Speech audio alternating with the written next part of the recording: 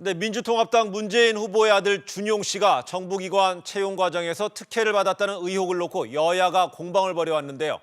이 JTBC가 당시 해당 기관장을 인터뷰했습니다. 이 원장은 미묘한 실수가 있었다고 시인했습니다. 이윤석 기자 단독 보도입니다. 민주당 문재인 후보의 아들 준용 씨. 지난 2006년 노동부 산하기관인 한국고용정보원 일반직 5급 공채에 합격합니다. 하지만 어찌된 일인지 당시 고용정보원은 통상 15일간 채용 공고를 하도록 한 규정을 어기고 사흘간만 채용 공지를 냈고 이 바람에 준용 씨가 단독으로 지원에 합격했습니다. 권재철 전 원장은 문 후보가 청와대 비서실장으로 재직할 당시 노동비서관으로 근무한 인연이 있습니다. 새누리당은 특채 의혹을 제기합니다.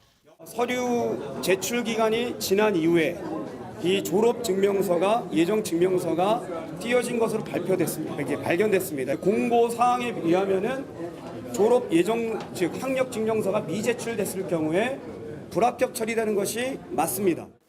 JTBC가 단독 입수한 고용정보원 인사 규정에 따르면 신규 직원 채용 시 선발 인원, 응시 자격, 시험의 방법 등을 15일 동안 공지해야 합니다. 왜 이런 일이 벌어졌을까? 권재철 전 원장은 당시 채용 과정에서 실수가 있었음을 시인했습니다. 이제 우리 직원들도 신설 기간이다 보니까 인사 행정을 잘 모르는 거예요. 아, 당시에요? 예, 채는 아니었지만 행정상의 어떤 미묘한 실수로 인해 가지고 오해를 사기에는 계속되는 기자의 질문에 속사정을 털어놓습니다. 직접 원장님께서 승인을 해주셔갖고 단축이 된 게 맞는 겁니까, 그러면은? 뭐 그랬겠죠. 보통 이렇게 한 명만 이렇게 지원을 하게 되면은 재공고를 하거나 이제 연장을 하는 게 보통이잖아요.